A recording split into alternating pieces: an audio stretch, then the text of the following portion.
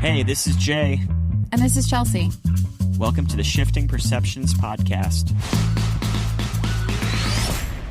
We are bringing you inspiration to live a more creative lifestyle because our favorite people are the ones that choose the path less traveled.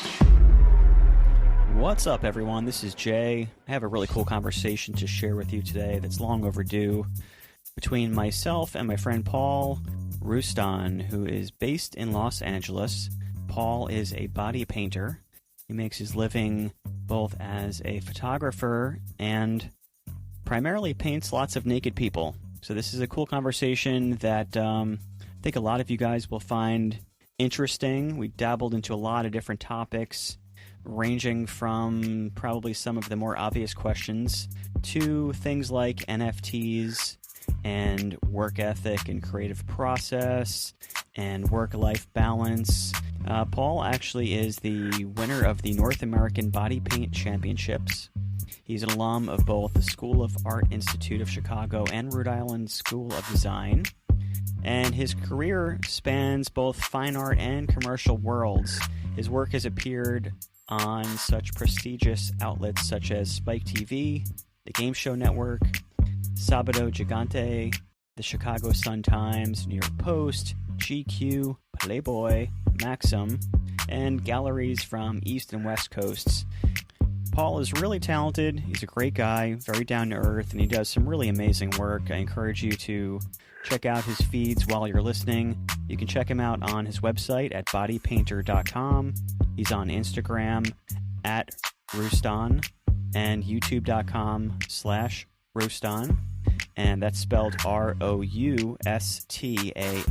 in case you're in the car and you can't stare at your phone. Check it out later for sure. Hope you guys love this conversation. Let us know what you think. Leave us a good review, share, comment, all that good stuff. And now let's get into my conversation with myself and Paul Roustan. What's up, bro? Catching up with my stupid social media. God, me too. It's man. like it's the hustle never ends, huh? Yeah, like we need to like clone ourselves, man. It's like it's outrageous. The amount of stuff that we do that has nothing to do with what we do is like comical. Yes, yeah, and it just gets harder and harder, doesn't it? It seems to, especially being a dad, like we were just texting about, you know. It's like you have this like public persona, and you have like the art stuff to do, and then you have the admin and the social media and like all the other nonsense, and then you got to be a great dad and husband and all that stuff. So for real, and I'm the weird dad. Luckily, I live in California, so all the moms love me. But if I was like on the East Coast, you'd be like, oh, that's that weird guy that paints on naked people. Let's keep my kids away from him. I don't know. Depends on where in the East Coast. East Coast is not so bad. It's pretty avant-garde in some areas. Depends where you are. Well, Boston. I started body painting in Rhode Island in Boston, and I've had my share of like shutdowns. I bet. In the Puritan world of Boston, you know. Yeah, well, that's a different planet there, man. I was actually we have like some of our best friends in where are they? They're in Beverly, which is like a suburb of Boston. Yeah. I've done a few paintings there. It's like crazy, like how it's crazy just talking to different friends in different parts of the country, how different the past year has been. Like, so where we are, aside from going into like stores and with masks on, it's been quasi normal. And we were talking to our friends in Beverly, Massachusetts, and they were saying like they're like little kid, like basically any kid that's like 2 years old and over has to wear a mask like outside on the sidewalk, even if like no one's within 20 miles of you. And I was like, wow, like you guys have had such a different year than us. Like they've had their little tiny kid in a mask outside playing at playgrounds, and like not to get in politics, like good or bad. I'm just saying it's really weird how different every area is. It's wild. Yeah, it's like different dimensions of the Twilight Zone. Like I had to deliver an artwork to a buyer back when it like a month or two in the shutdown, and I was living like, and I don't have time to worry about like not going out and stuff. Like as soon as LA shut down, I grabbed a model and said, let's go to 10 iconic locations and do some photo shoots. Yeah. And so we went to 10 major spots in LA in like 4 hours. Like we would have never been able to do that any other day of the year. But because the whole city was shut down, we did it. Meanwhile, so I deliver this artwork to this lady and she wouldn't open her door. She's like, just leave it on the doorstep and I'll pay you with Venmo. And I was like, it was the weirdest transaction I ever had. It felt kind of sad, but I realized in that moment, like, wow, these people they're living a totally different life than I am, you know? So it's like, like, you know, like Huntington Beach is kind of like the Florida of California.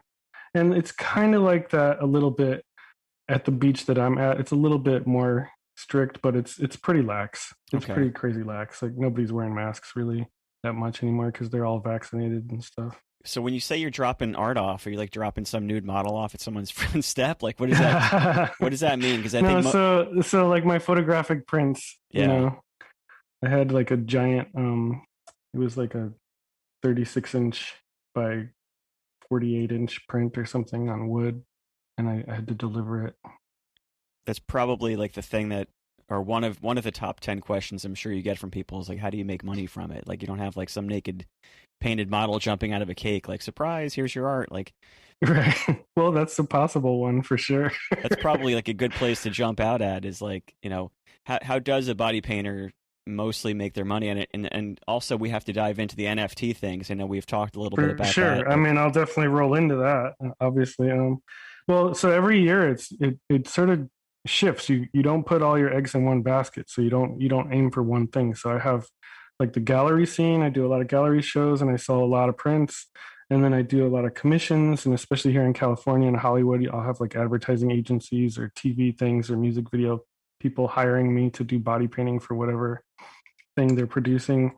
Um, I do private workshops. I do private commissions. Companies hire me to represent their brand and showcase how to use their makeup, or put their branding on a model for a trade shows. You know, it's like all over the place. I can make money here and there. And some years I make more with gallery stuff. Some years I make more with commission stuff. It always changes, and I always have to be ready to adapt. But now we're in this crazy world where the artist is kind of in control of their own destiny, and NFT world is crazy exciting. And it's the first time I can sell my work as an original, which is cool because Yeah. I could never do that before because it's ephemeral. You know, it only lasts for like 3 to 8 hours, and then the model washes it off. And so Yeah. I could only sell it as a print. But here we are now, NFTs. It's like really interesting seeing what's happening, like, or how each artist can use it. And it's like what you said, as an artist of any medium, I don't care what medium you use, you have to like do exactly what you did. Like my friend Chris refers to it as being like a slash. It's like you're like a body painter slash a print salesman slash this slash that. Like you have to be able to constantly pivot and hustle. And like I think that's Yes.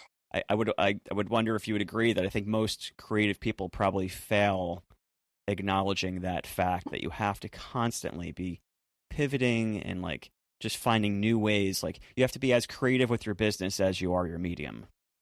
For sure. For sure. And what's cool though is like in all the things that I've explored, I think you can agree, most artists would agree that like we love doing art the way that we want to do it, not the way that somebody else wants us to do it.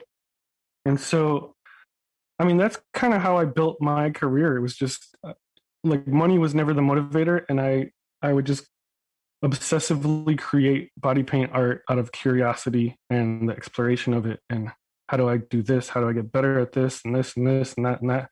And over time, I just developed this reputation of being a really fast, high quality body painter, and people kind of give me the power to say, just do your thing, but can you maybe do this theme, but they don't micromanage me too much, and that's always cool.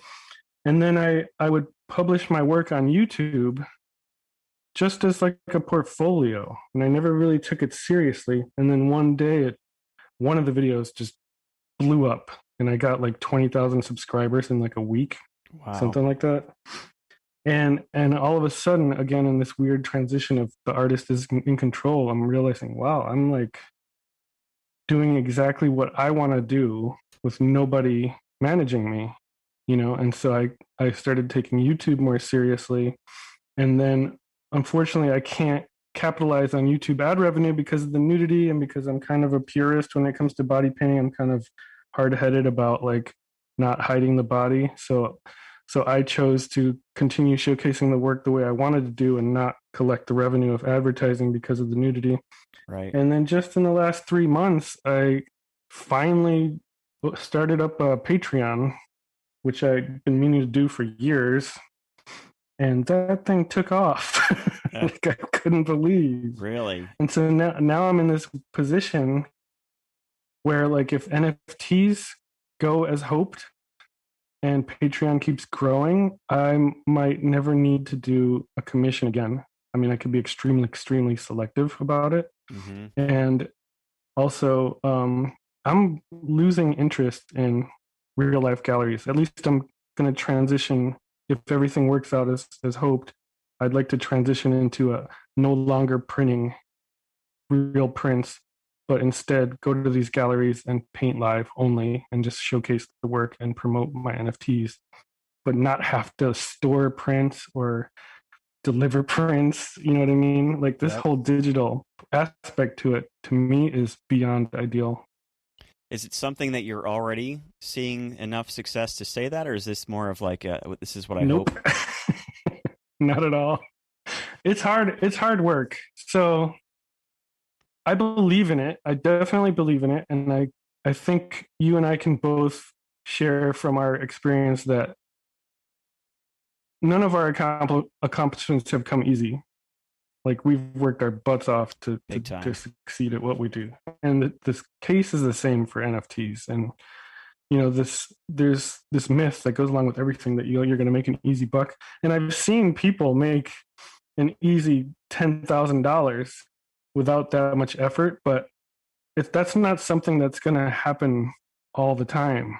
So I'm focused on this, building my market value, building my community, so that when I put out a drop, people want it and they go after it. And I'm seeing artists that have put in the time and energy over the course of 2 years, killing it right now.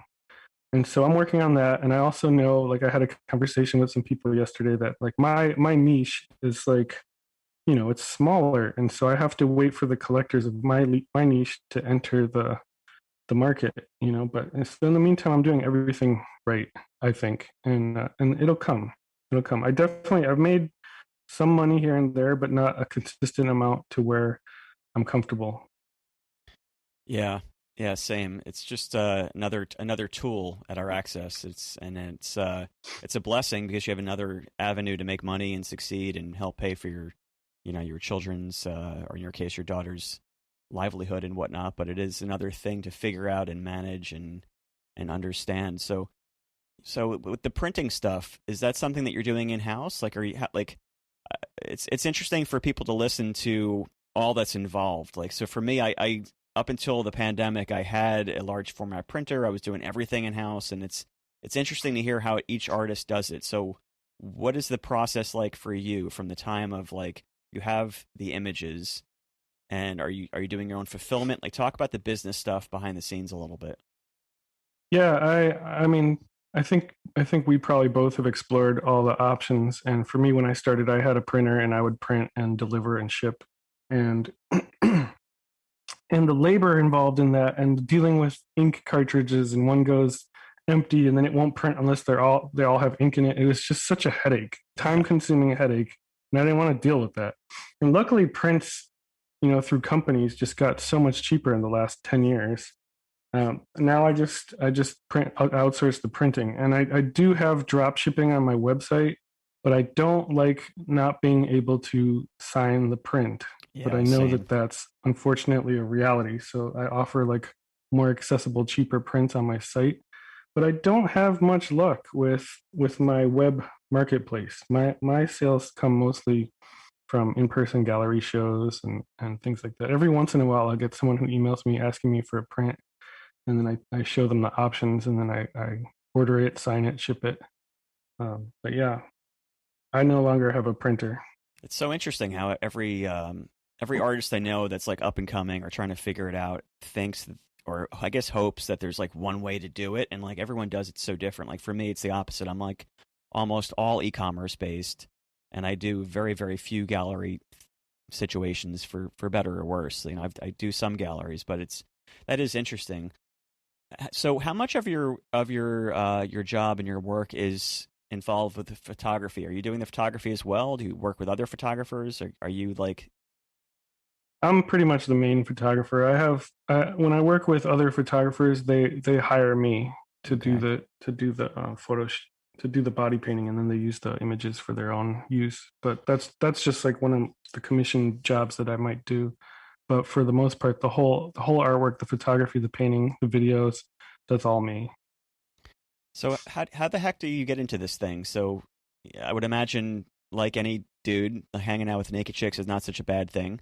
So I'd imagine there's probably some of that at the beginning. But how does this go from like, I want to try this out, this seems really fun, to like, this is my main focus? And maybe also another secondary question off of that is like, what other things were you doing before it caught on?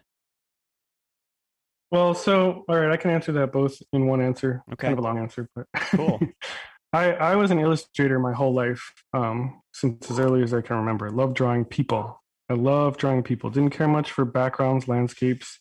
I would do it from time to time, but for the most part, it's people. And I started doing caricatures at a theme park, which to me was like a dream job, getting paid to draw people as cartoons. And one of the airbrush artists there, Mario Inc. in Chicago, Illinois, he started doing body painting, and it like blew my mind. I remember the first body painting I saw was 1992 Vanity Fair cover, Demi Moore, painted by Joanne Gare, photographed by Annie Leibovitz. And I saw this magazine in the checkout lane of the supermarket, and I was just like, I was blown away. I was like, whoa, she was painted with this suit and tie. And I was blown away that she was standing there naked in the supermarket. I just thought it was the most amazing thing ever. I remember that, but it never crossed my mind that it was something that I could potentially do. And then after I finished my stint in caricatures, I became a t-shirt airbrush artist for a barbershop, Official Cuts in Rhode Island. Shout out to D'Angelo and Emery and Orlando. And I would just airbrush t-shirts for years, honing my skills with the airbrush. And then I started doing a freelance gig with an adult magazine, and I was doing editorial illustration for this magazine, drawing naked people and, characters according to the articles that were in the magazine. And the thought just occurred to me one day. I was like, and I pitched it to the editors, hey, I could paint one of the models for your photo shoots. And it would be kind of cool. And they're like, let's give it a shot. And so we did it. And I was like absolutely hooked. 2005. I was completely hooked and haven't stopped since. And I can tell you, like, that first time, like, for me, I'm just like interested in the human body and people. So for me, being around naked chicks was like no big deal. It was just like art school, like figure drawing kind of thing. But at that first time, I was nervous, and I brought like a bottle of wine for everybody involved so we can sort of break the ice. But I was like, all right, let's do this, and it came out really cool. That body painting ended up in Howard Stern's hands, and I painted a girl to look like she was undressing. So it was shot backwards. So I started with her underwear and then pants and then shirt. And then it was displayed in reverse. So it looked like the clothes were coming off. Cool. And he was totally fooled. He had no idea she was painted. So that was kind of it was a cool reaction to art, and you don't always get such cool reactions with drawings all the time, so there's just a lot that I fell in love with. So a little fun fact, I don't know if we talked about this when we've chatted on the phone before, but I got my start doing caricatures at Six Flags as well. I don't know if we had mentioned. Oh, nice. Yeah, I don't know. I don't think I knew that. That's pretty. Which Six Flags? Pretty funny. In Jersey? Great Adventure. Yeah, in Jersey, Jackson, New Jersey. But that's funny, man. It's funny how we both started in that way. Well, wasn't it like the greatest schooling ever? To me, it was the best. Unbelievable. Like, I tell people all like that ask me about it, like socially, you have to be able to develop a conversation with anyone within 5 minutes and like build a total rapport with them from like no matter who they are. So like no matter what their age, no matter who they are, what background, you can just find a way to find something funny or something interesting to talk about. You learn so much, and then just learning how to develop the being able to catch a likeness that fast, like look for things. And people always assume it's like, oh, just make a big nose and blah blah blah. No, it's more about accentuating and finding like the most important elements. So it was like amazing training. Is that what you got out of it as well? Oh, totally. But also on top of that is just the whole aspect of doing a commission and getting paid to do your drawing. Right.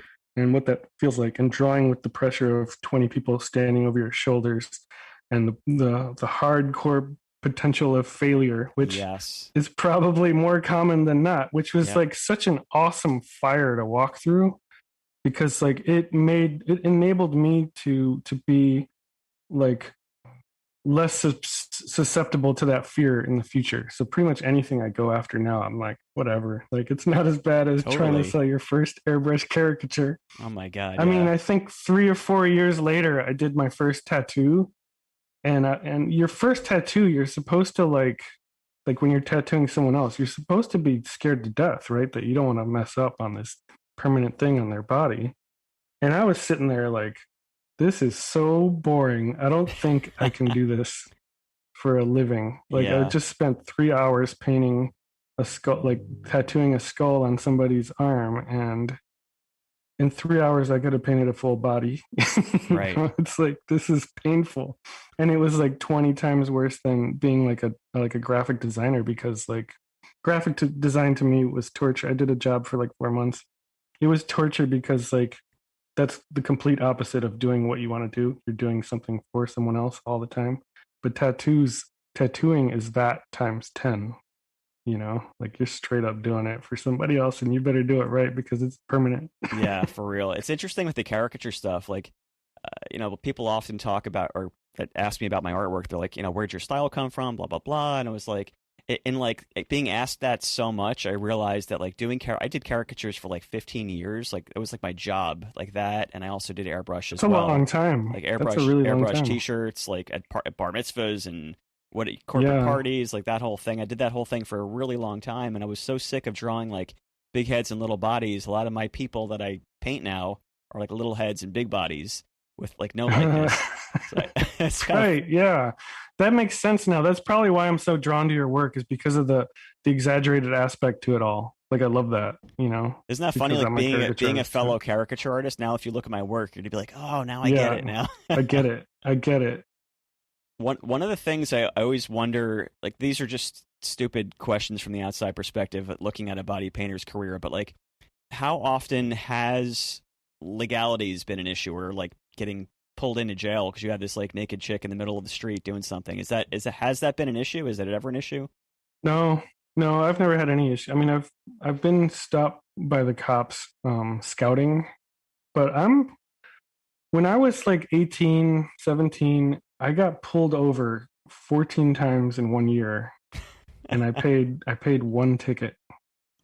I'm like, what's your secret? I am smooth like butter when it comes to dealing with cops. The trick is like not every time, like especially now we know they're good cops and they're bad cops, right? But for the most part, cops just want respect and the feeling of authority and power, you know? So I just like give them respect, and I don't whine, and I don't complain, I don't beg, I don't plead. I talk to them like human beings. I'm like, hey, how's it going? Like, I got pulled over speeding in a Camaro, and he's like, why were you speeding? And I was just like, have you ever driven a Camaro? And he's like, I have a motorcycle, and so you get it. And he's like, all right, well, I'll be here all week, so just watch out. Yeah.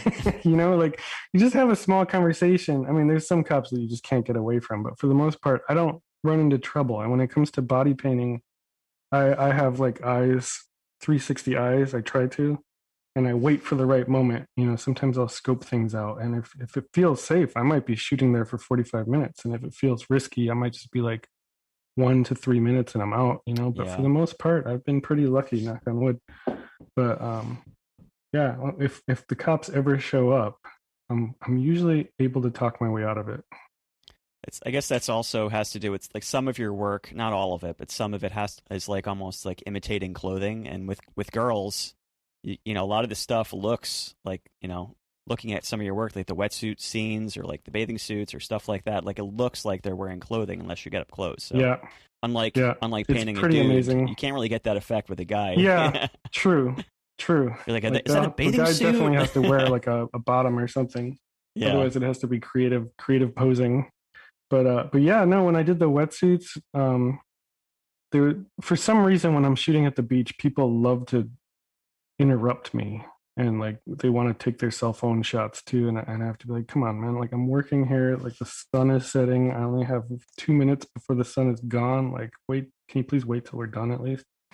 But like when I did the wetsuits, this lady came and talked to me and the model painted in a wetsuit, and she had no idea. We didn't tell her. She didn't know after the conversation that the girl was standing there naked. You know, she just looked like she was in a wetsuit. Yeah. And then I did a bathing suit thing last year, and that was like, usually when people paint clothes, in my opinion, they do it wrong, because they'll take this like perfect 10 model and put her in like tank top and Daisy Dukes painted, and then take her out in public. I think I saw one in like Poland or something, and everyone on the street was wearing like parkas and thick jackets, and then you have this like drop dead gorgeous perfect 10 model walking around in Daisy Dukes and tank tops, and it's probably like who knows how many degrees out. It's like nobody's gonna fall for that. But so I put the swimsuit on a model at the beach, and the swimsuit was a one piece, which is actually very conservative compared to what people are rocking out there with their relatively two-piece speaking string bikinis. Yeah. And so like nobody noticed. We were out there for like an hour walking around shooting video, and it was just, it's, to me it's kind of cool to fool the public. Yeah. That's what's interesting to me, and I definitely have plans to do more of those, but I definitely need to get like more of our average everyday looking gal instead of like a perfect 10, you know, like I want to walk around Venice Beach and have nobody notice anything. Yeah, you did one where there was like a chick on roller skates. It looked like it was like Newport or one of those kind of towns. That was Hermosa Beach. Hermosa, yeah, that was a really cool one. Yeah, I mean, she's one of my favorite models. I've painted her probably 40 something times now, and she's just like an incredible roller skater. That's how I met her. I saw her roller skating on that very strand, and it just makes sense, you know. Like, all right, well, let's do what you do best, and let's just throw on some painted clothes and put you out there. And like in that situation, that's like putting a perfect 10 model in a tank top and shorts, because like her skating draws so much attention alone. But I'm sure, even though all eyes were on her, a huge percentage of people didn't realize that she was painted. You know, they were just so fascinated by the skating. But it was cool. It's always fun. What's the like the family dynamic with you? Like, obviously it's a job at this point. Obviously, you know, you're not you know, involved in nefarious activities per se. I don't know what your personal life is like, but like what is what's it like being like married to and having daddy be the guy that's painting naked ladies? Like, how does that work as a dynamic? Because that's an interesting relationship to be in. Not every woman or man would be cool with that. Well, so I don't just paint ladies, I paint men and women. And you know, my family, especially this past year, because I've basically been working from home, like they're around, you know, they're in school when I'm painting models, like on their computers when it was stay at home, you know. And but my kids have been around the whole time. Like they'd see me paint naked men and women. When they were 2 and 3, I had them sitting on my lap helping me paint with this one model's legs.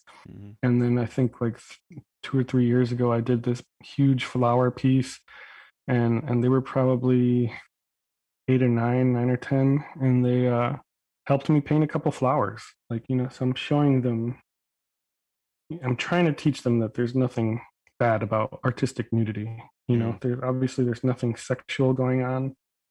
And I met my wife in art school back in 1998.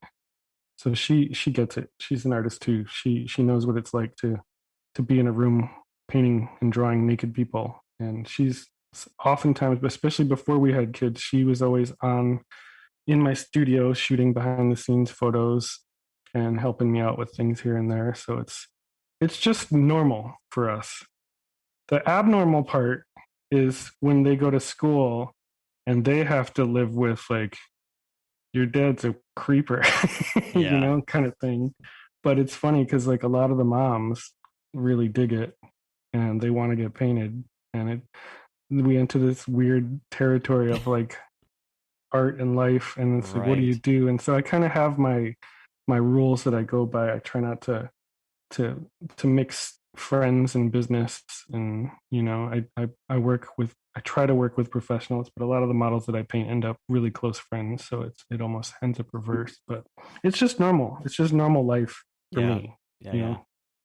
So how much of the creativity or the focus is put on painting the model and what the design is going to be, as opposed to the final product of like what lasts, the photos from it? Like I could imagine both of those aspects could make or break the entire project. You could do a great job painting, and if the photos aren't perfectly like you wanted them to be, that could maybe not, be the result you're looking for. Do you put kind of equal emphasis on both as like a craftsman and learning the craft? So how does that work? I Playing those, treat it the same way you would a caricature, yeah, and you just like you go for it. Just do what you can do best to your best of your abilities, and just appreciate the result that comes out of it, and hope that maybe you succeeded, and if you didn't, that's okay, because you learn from that. So I never sweat failure. I never sweat messing up. Sometimes I'll be in a tough lighting situation where maybe the sun is too harsh, or and I have to make these decisions to make adjustments and shift my plans a little bit to work. But it's the same thing with caricature, right? Like you make a wrong line and you don't have time to erase and correct. You like find a way to make it work. And I think, like, again, like the best schooling ever, man, caricatures. Like those things that I learned there have helped me transition to body painting and apply those same tactics in the same way. And I think my ability to just go with the flow is part of what has made me successful, and I just don't sweat those things.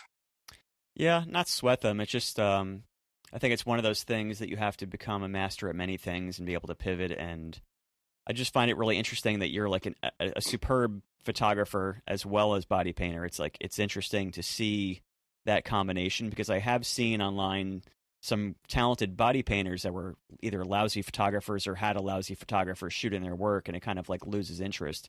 But I think you have a Yeah. great way of Well, kind of capturing both, which is really interesting. well, I definitely like one of the things I loved about caricature was the fast pace, right? And I love that about body painting, that I have to finish in like 3 or 4 hours. I can't set Yeah. it aside and finish it 2 weeks later.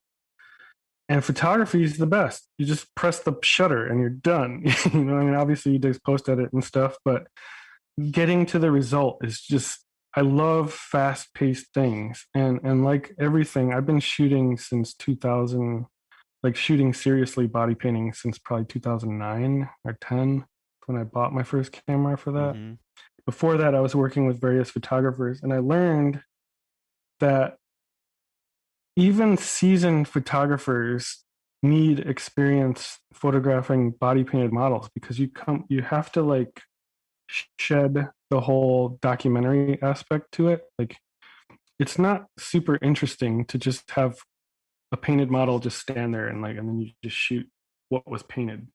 To me, it's more interesting to think of the painting as one of the elements to the overall finished artwork. So you have maybe the background, the models, personality, the body painting, the story, like all that comes into play. And so for me, I love, like, photography is my favorite part of it. Like I kind of wish I didn't have to paint anymore and just do photos, because the painting, even though I do it in 3 or 4 hours, it's still so much work.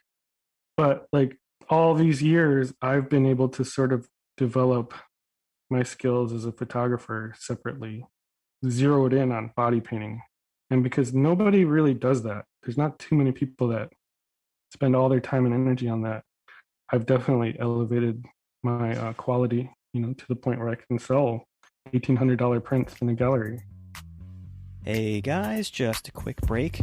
Get back to the talk in 1 second. Just wanted to take this moment to point you to my website and social media.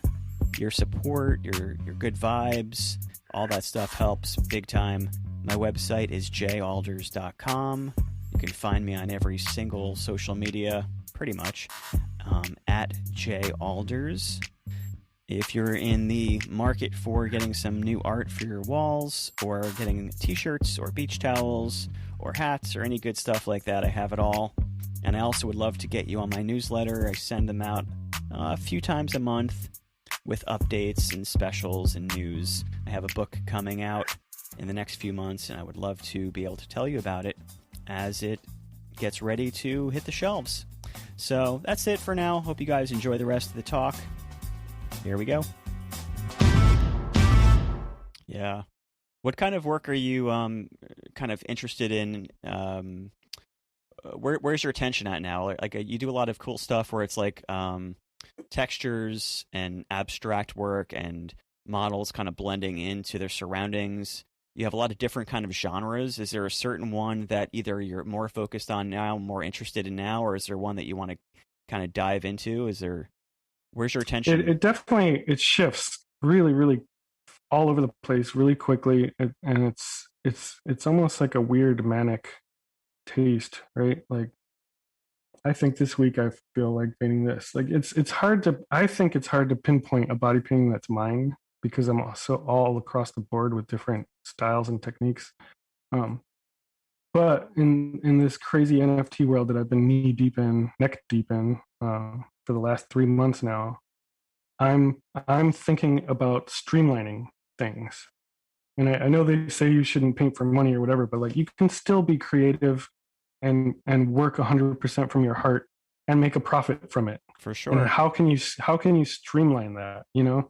And so like these last 5-6 years, I've really been like, I was working at YouTube Space LA and learning all these $13,000 to $30,000 cameras and being able to use it and all this top of the line equipment.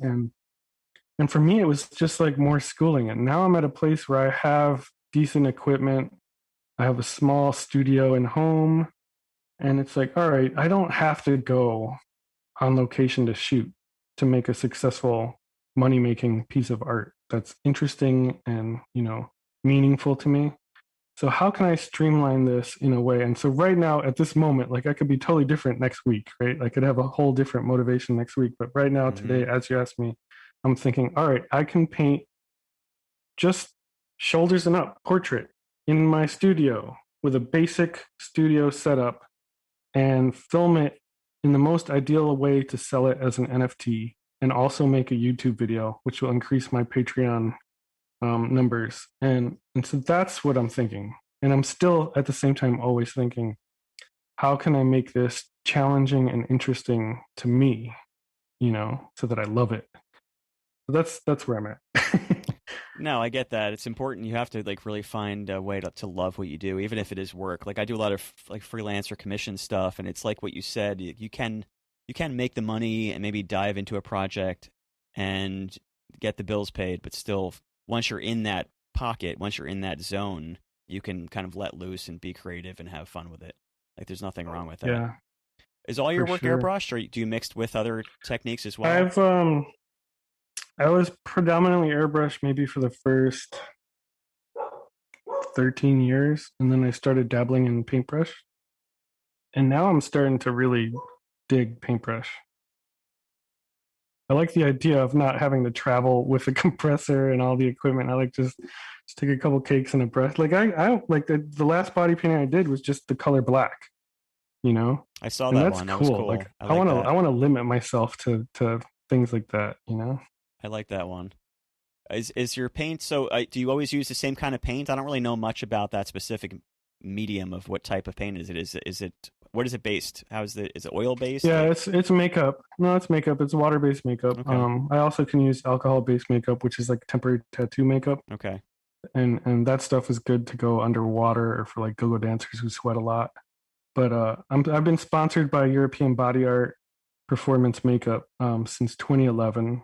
I get a lot of help from other brands like Maron, which was the first brand I ever used, and they're really good stuff. Kryolan is another great brand. I love it for their blacklight makeups.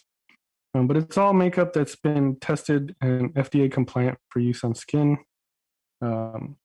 And you know, it comes off relatively easy depending on which colors you use. Some colors can be a pain in the ass, especially the alcohol-based stuff. But you got to use what you got to use, but I try to do it safely. If I ever have to put anything that's not meant for use on skin, I always let the model know. Yeah. And we're very careful about it. Like if they feel heat or like a rash or an itch, then I take that very seriously. But yeah, it's all makeup. So we talked about the photography. We talked about a little bit about your craft.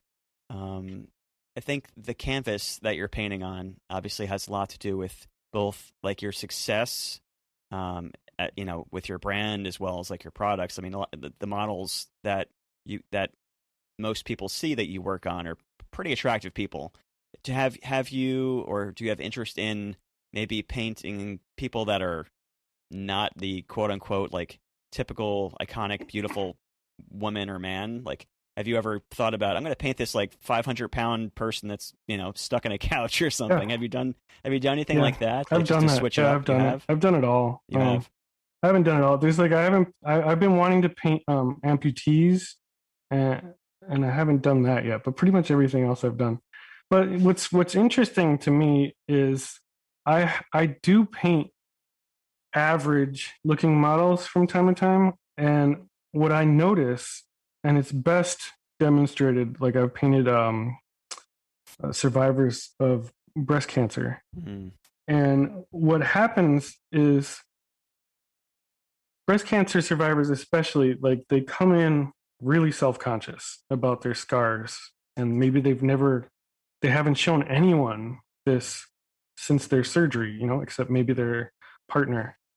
And so there's this amazing self-consciousness that I have to set free. Right. And in the 3 hours that I paint them, we have great conversations. We talk about, I'm almost like a therapist in a way.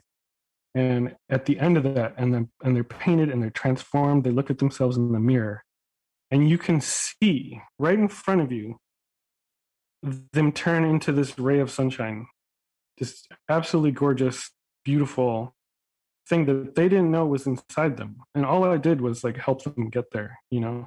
And so a lot of times, like I got this criticism the other day. It seems like you paint the same type of model all the time, same height, gender, and ethnicity. I'm like, that's not true. Like, you just look at my last 20 pictures on my Instagram, and there's like tall, short, Asian, black, white. There's, like some are maybe a little bit thicker and some are skinny, and it's like all over the map. But what's true is after they're painted and showcasing it, they themselves feel so much more special and beautiful after the fact. And I think that's contagious. I think people see that first and like, wow, that's a really beautiful, attractive person. And it's to me, it's the energy more than anything, because I can paint. I've met some like perfect 10 stunners that are just ugly people on the inside. And as soon as they reveal that, it's like, whoa, I don't even want to paint you. But that's like, people don't realize it. Like most people are really beautiful under their clothes, no matter what their age, height, weight is, and I help reveal that a little bit, and people see that and they forget that this person also has insecurities, and just like everybody else, they just forget about it in that moment.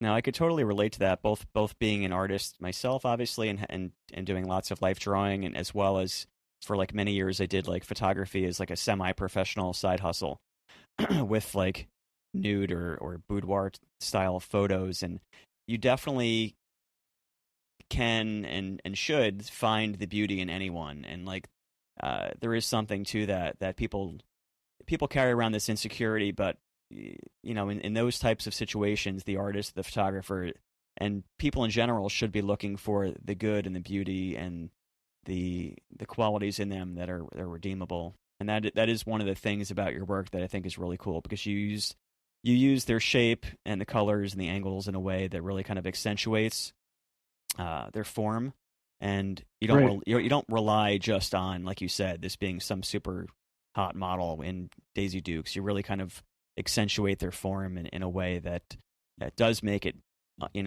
unquestionably fine art. So I definitely see that in your work as well.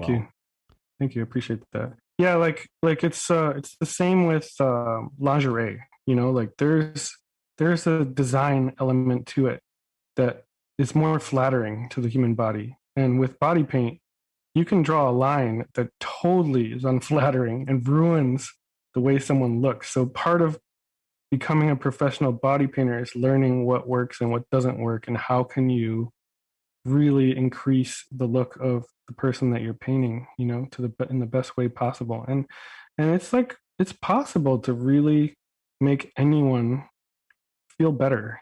It's really cool. It's a really cool thing. And a lot of people miss that. They don't see that. They take things at face value. Men tend to actually take that. They see the nudity first before they see the art, and women see the art before they see the nudity. And I'm being general about that, but that's been proven to be the case in my career. And like really with gallery work, females tend to be bigger fans than males. Males tend to be scared to admit that they like it, Right. But it's just weird. It's a weird world. It's unfortunate because I wish everybody could see it for my motivation, see the way that I intend, because then they would appreciate it more. But unfortunately, that's just not the way it is. Well, it kind of begs the question, don't you think there is, that fantasy sexual aspect to it, and that is some of the allure? Like, I would imagine being one of these women out on the beach in front of thousands of people and not realizing that, hey, I'm naked over here. Like, there is some kind of like a voyeuristic thing going on, which could or could not be sexual. Like, there's nothing necessarily wrong with, someone observing your For work sure. and being like, I really dig that, or being the woman imagining herself in that role, right? For sure. I like, there's definitely no rules against anything. I think a majority of my work strays away from sex, but I have done body paintings with erotic intent. Yeah. And I still try to do that in the classiest way possible. And those are cool. It's cool when you nail it in a classy way too, especially, and not, anything is possible, but for the most part, my motivations are not sexual. Yeah. I really, what stinks is like most of the venues that are willing to showcase my work are into the sexual aspect, and that's a bummer. It's a bummer that I have to kind of cater to that a little bit, when that's not my intent. I mean, if it was my intent, that'd be different. But it stinks that like legitimate galleries or venues won't showcase my work because they worry about it, and that's not my intent. And it stinks that venues that are willing to show my work care more about the sexual aspect. I'm just caught in the middle of this weird debate, Right. And it's like, just let me put it out there the way I like to put it out there, Yeah. I could see both sides. I don't think there's anything wrong with either one. Like, you're normalizing, Right. like your work or some of my work might, normalize or take away some of the sin aspect of like nudity or sexual stuff. But there's also that appeal, and that's what helps also. And there's, for to each his own. Like, I could see both sides of it. I don't think either is wrong, but I definitely see in your work that there's the integrity there that shows. Are there any other projects or any other topics I haven't hit that you would like to talk about that maybe people misconstrue that's an important thing to bring up, or anything along those lines? I mean, my head is just in the NFT game like crazy, and like this has been a fascinating 3 months. I think a month in, I had my first virtual gallery show, and I know that like the masses still don't get it, And Well, give people like, people a quick rundown, because I think a lot of people don't know. Because I still get emails like, "What the hell's an NFT? Like, what do I do with this thing?" And then people that do know about it, like I have like NFTs up there as well. I get emails like from people that do know what they are, and they're like, "Well, how do I do this like wrapped Ethereum thing? And how do I do this?" And like, give people a quick like rundown. Yeah, it's still very complex. I mean, I like that whole aspect to it is complex right now. It's getting better, but it's complex, and it's gonna stay complex. What's cool is PayPal is connected to Coinbase now, which is really awesome. Yeah. But more important to me is, like 10 years ago, we were still using DVDs. Now, like I have a huge DVD collection that I haven't touched in probably 2 or 3 years. Mm-hmm. Sometimes I have a movie that I want to see that I own, and it's easier for me to just pay 99 cents to download it than to go, and still be on my couch than to go grab my collection, open up the binder, and figure out where it is, and then pop it in the DVD player, and Yeah. like things just get easier and easier. And so I just have this vision in my mind, like, man, I have all this art in my house, and I have no more room to put any more art. But man, future, we can just have a digital screen on the wall, and maybe 10 digital screens that can switch digital art that's in motion, illuminated brilliantly. And maybe today I feel kind of beachy. Let's put on some beach art and just pop this, switch of a button, the whole house changes to beach art, and it's like in this really hypnotic slow motion art, maybe, and it's beautiful, and it works so well for my art, because I'll have like videos of the models just like barely moving. It's cool, and I just really see, the world is really turning into Wall-E, where we have all these obese people floating around on these machines being serviced by robots, not even communicating with each other anymore. And it just seems like a logical next step to have digital art at our fingertips, to the point where it'd be like subscription based, like Spotify. We're like, ooh, I can just download this amazing artist for $9.99 a month or whatever, and pop it on my walls and then change it up next month. Yeah. It just seems logical. And so I'm kind of all in on that. And people are so caught up on but you pay this much money and you don't even own anything. It's like, but you do. Like I've already bought 2 pieces for a total of $1,500. And man, it's exciting to buy a piece of digital art and own it, and know that you supported an artist, and know that like this one thing is recorded as mine. No one else can have it. They can download it, and like, it's like taking a picture of the Mona Lisa and saying, hey, I took a picture of the Mona Lisa, but there's only one owner of the Mona Lisa, the one person that owns it. And it is like kind of ego, kind of like buying Gucci, right? Like, Yeah. it's a little ridiculous, but there's something there that's magical. Like, I almost feel better buying someone's NFT than I do selling an NFT. It's really weird. I don't know how to explain it, but it's pretty exciting.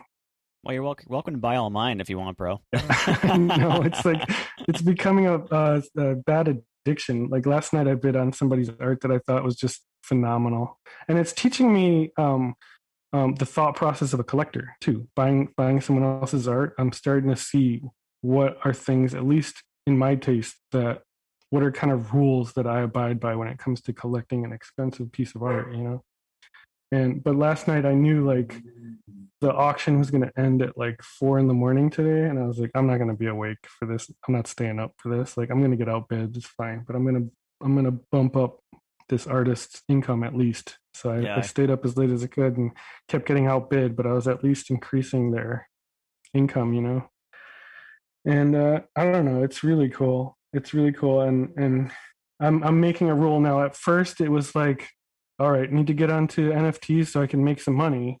Now it's, I need to sell a piece so I can give a portion to the model, give a portion to another artist buying their NFT, give back to the community. And I've been all over Twitter these last few months. And Twitter, I had no idea. Like, I've had a Twitter account since like 2010, but I never really took it seriously until 3 months ago. And I've connected with all these NFT artists and collectors, built all these relationships. I'm able to do all the things you are educated to do as an artist in marketing your artwork in this one space, as far as building relationships with the right people to buy your work. And I don't get censored on Twitter. It's like, it's amazing. And I've met so many people that I can call friends now. And it's just like, it's just right. Everything is just right. And I'm going to be buying a lot of art now. Like, I'll probably buy your art at some point. I wouldn't be surprised, but I am like there's a few artists that I've always loved and I almost pulled the trigger on theirs, but I noticed that they are not giving back to the community. It's all about give,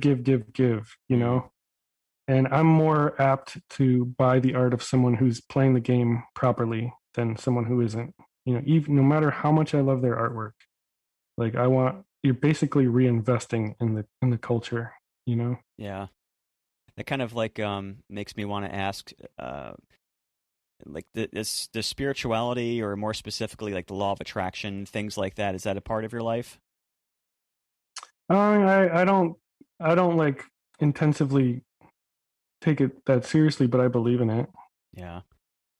Yeah. Have you had kind of sort of related? Have you had some situations, or maybe what have been some situations that were just so far out there and surreal? Whether it's like working with someone that's super well known, or just a crazy opportunity. Like, what were some of like the just surreal milestones or situations that you found yourself in from your career that maybe you manifested or always wish you create for yourself?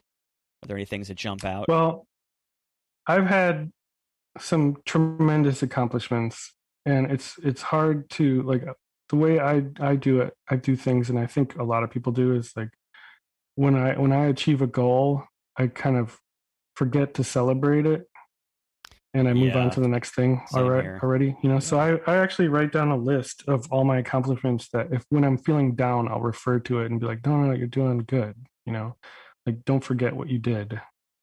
But so like I've had like pretty standard like awesome, you know, like experiences in Hollywood, meeting celebrities, working like I worked alongside Norman Reedus from Walking Dead. I worked alongside Mark Wahlberg.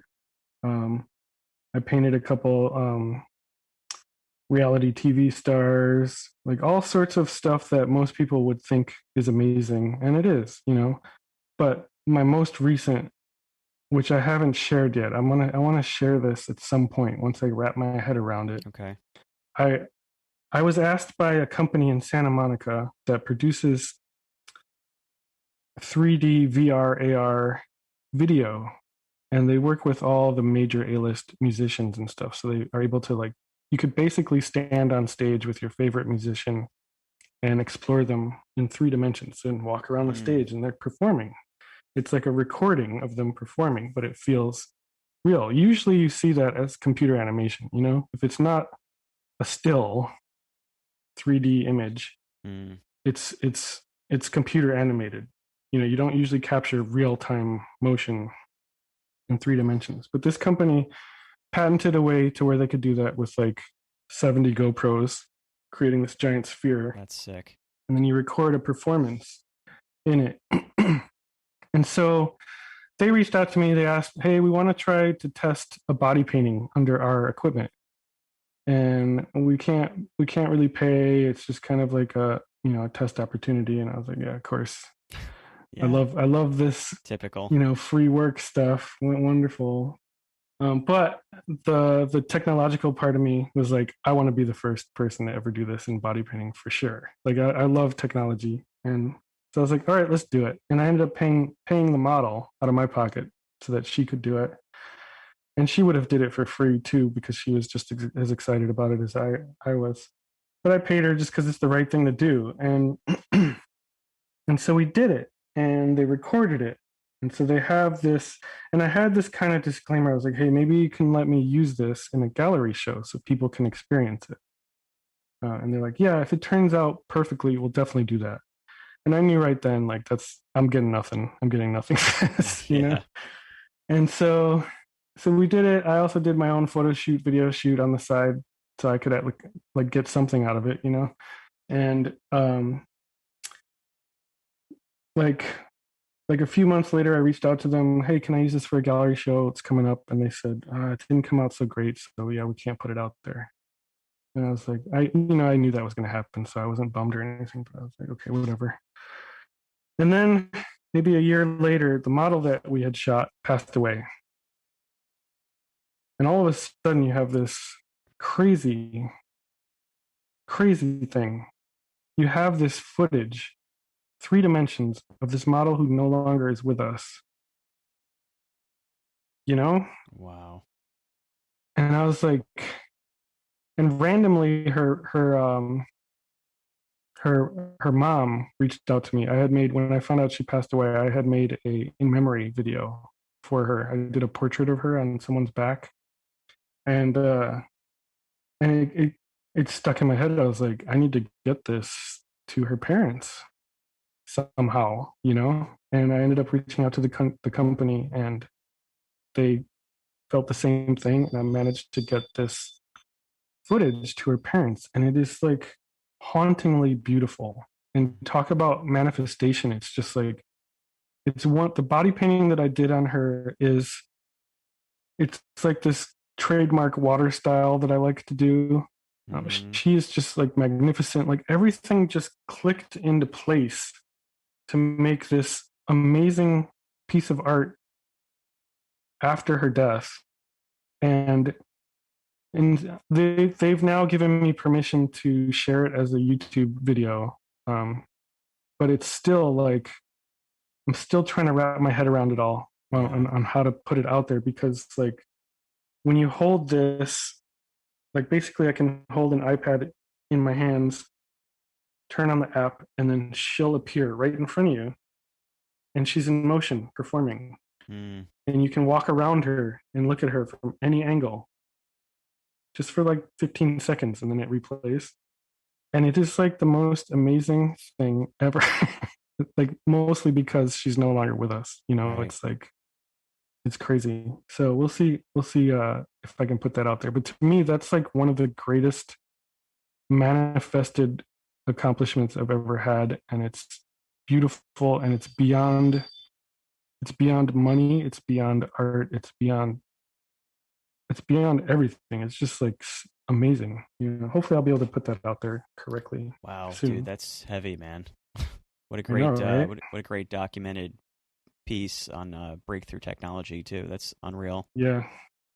So fingers crossed. We'll see if I can get it out there. But wow, I've been able. You can take this footage, and you can basically take her anywhere. So I filmed her on the bluffs by the beach. I took her to Target at the checkout line. It pops up right next to the registers. Put her in the aisle of like a supermarket. You know, I'm just like trying to record her in like any location I can think of, whether it's gorgeous or silly, or, you know, just because it's wild. It's so wild.